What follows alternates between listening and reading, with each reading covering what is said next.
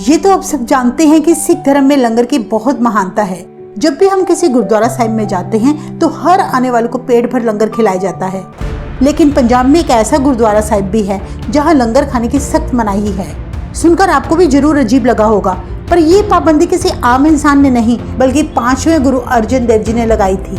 आखिर क्यों गुरु जी ने ऐसा किया, इसके पीछे क्या कारण था? इस स्थान में ऐसी क्या खासियत है कि यहाँ की मिट्टी लगाने से 40 दिनों के अंदर अंदर सभी तरह के त्वचा रोग ठीक हो जाते हैं। किसी को अगर सोराइसिस हो, एक्जिमा हो या कोई भी पुराना त्वचा रोग, इस चमत्कारी मिट्टी को शरीर पर लगाने से रोग जड़ से मिट जाता है। ये हम नहीं कह रहे, ये वरदान दिया था 450 साल पहले श्री गुरु अर्जन देव जी ने, जो आज भी सच साबित हो रहा है। यहाँ बेहद ही अनोखे ढंग से चमड़ी के रोगियों का इलाज किया जाता है। यह वीडियो खास उन लोगों के लिए है जिनका चमड़ी का रोग ढेरों दवाइयाँ खाने के बाद भी ठीक नहीं हो रहा, जिनका इलाज डॉक्टर भी नहीं कर पा रहे। सो वीडियो को आप पूरा देखें, क्योंकि इस स्थान का पूरा इतिहास जानकर आप सभी दंग रह जाएंगे।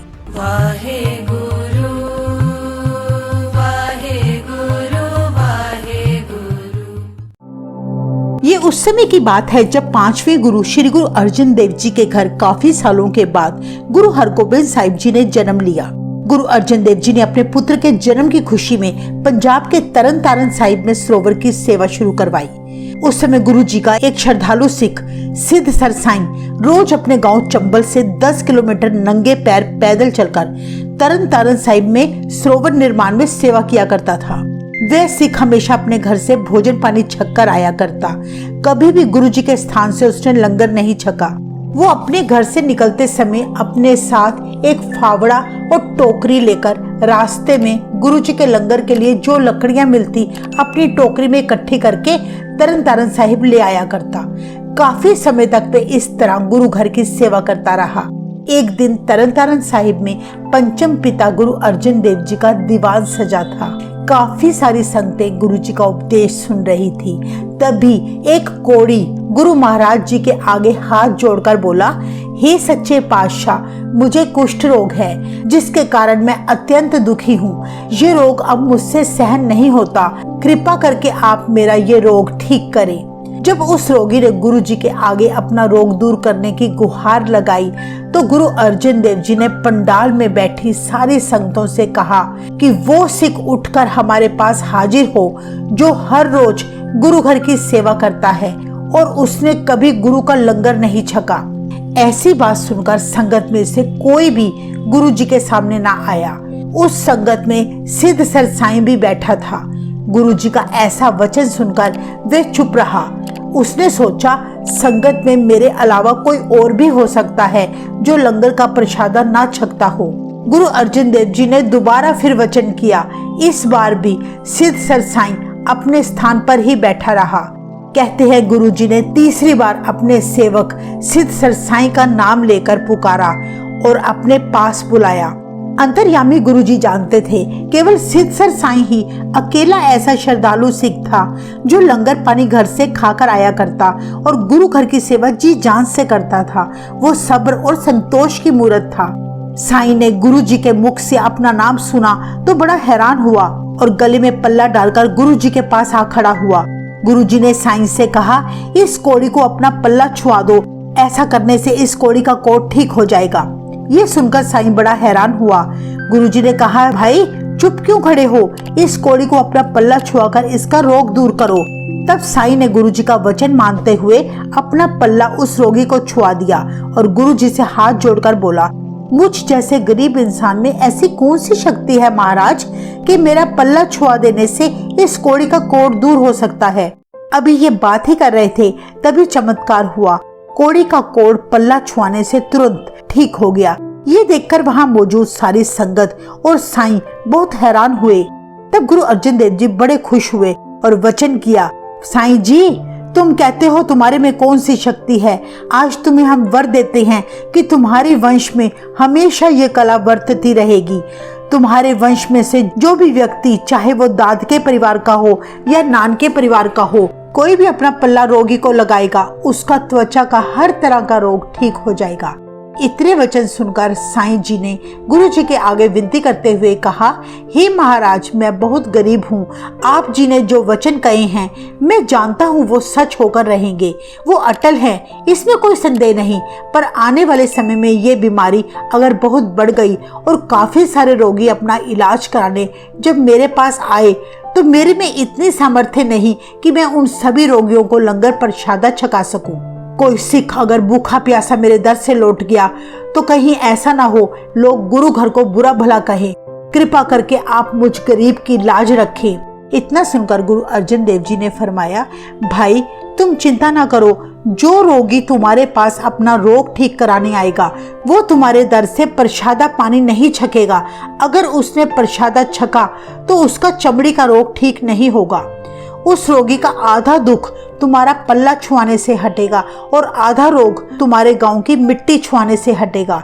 गुरुजी ने कहा, साईं जी इसे मिट्टी मत कहना, ये राख है। इस राख को श्री गुरु ग्रंथ साहिब जी जितना सम्मान देना। ये स्थान जो आप देख रहे हैं यहाँ पर कभी सिद्धसर साईं जी का घर हुआ करता था। गुरु अर्जन देव जी के वरदान से इसी स्थान पर बैठकर साईं जी चमड़ी के रोगियों को अपने गले में पहने पल्ले को छुआकर उन्हें राख देकर उनका रोग ठीक किया करते थे। इसी स्थान पर गुरुद्वारा सिद्धसर साईं जी सुशोभित है, जहां आज भी गुरु अर्जन देव जी की कृपा से चमड़ी के रोगियों का इलाज यहाँ की राख और सिद्धसर साईं जी के वंश द्वारा पल्ला छुआने से किया जाता है, जो रोग कुछ ही दिनों में पूरी तरह से ठीक हो जाता है। ये गुरुद्वारा साहिब तरन तारण शहर के गांव चंबल में स्थित है। आज भी इस गुरुद्वारा साहिब में लंगर तो रोज तैयार होता है, पर जो चमड़ी के रोगी यहाँ आते हैं अपने रोग की अरदास करवाते हैं उनको विशेष तौर से लंगर पानी छकने की मनाही है।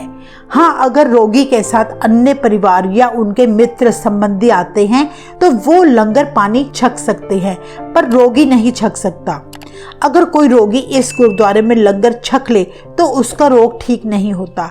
आज भी इस पवित्र स्थान में 450 सालों से गुरु अर्जन देव जी के वर का सदका वही शक्ति बरत रही है। स्क्रीन पर आप जिन्हें देख रहे हैं ये सिद्धसर साईं जी के वंश से है। यहाँ आए सभी रोगियों को वे पहले परहेज बता रहे हैं, फिर उन रोगियों के शरीर पर अपना पल्ला छुआते हैं।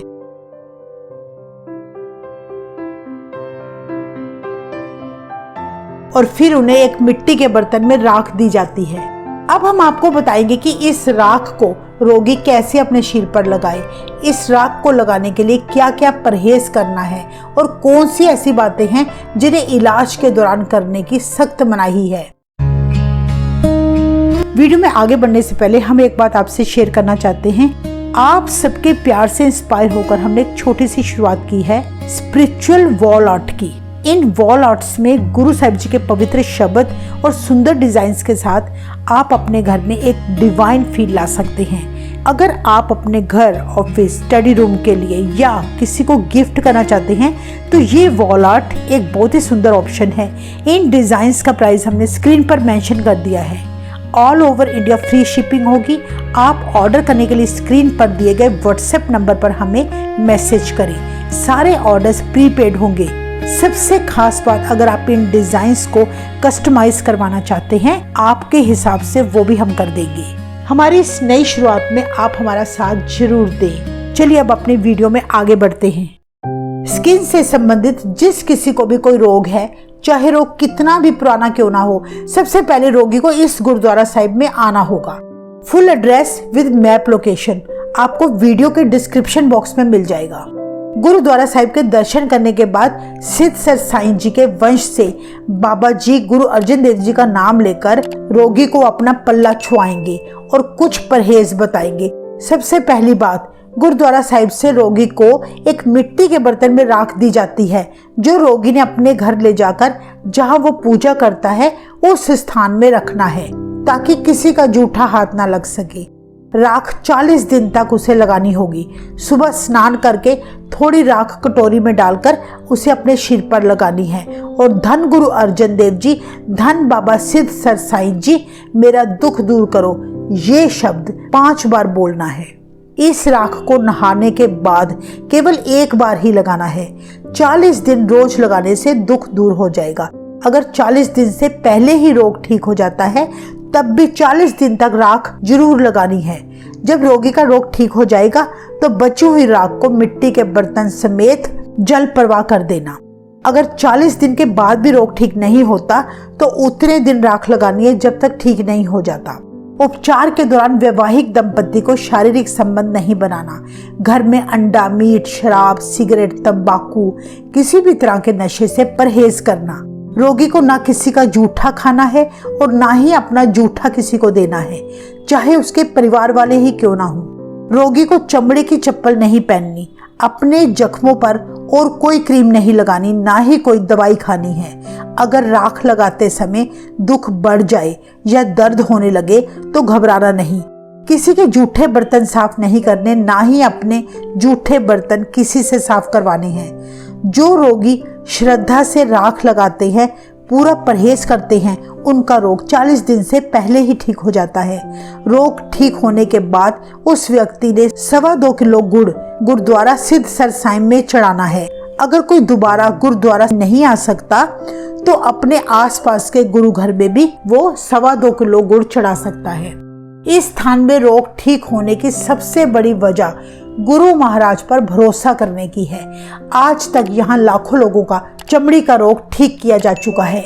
देशों से तो आती हैं संगतें, बल्कि विदेशों से भी रोगी यहाँ से ठीक होकर जाते हैं। गुरुद्वारा सिद्ध सरसाई जी एकमात्र ऐसा गुरुद्वारा है जहाँ रोगियों को लंगर खाने की मनाही है। ये नियम स्वयं गुरु अर्जन देव जी ने निर्धारित किया था, जिसे आज भी पूरी निष्ठा से निभाया जाता है। पर जो संगतें वहां दर्शन करने जाती हैं, उन्हें कोई त्वचा का रोग नहीं है, वे लंगर छक सकती हैं।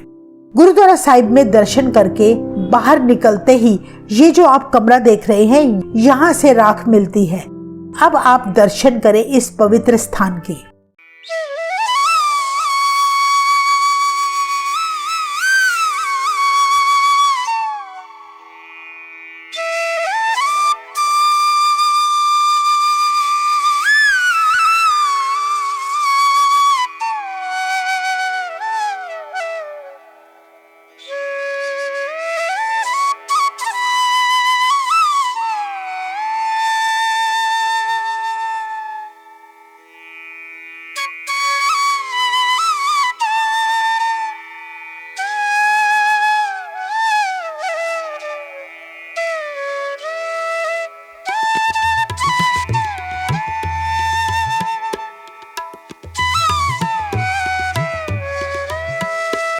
तो ये था इतिहास गुरुद्वारा सिद्ध सरसाई जी का, जो देश में ही नहीं विदेशों में भी बहुत प्रसिद्ध है।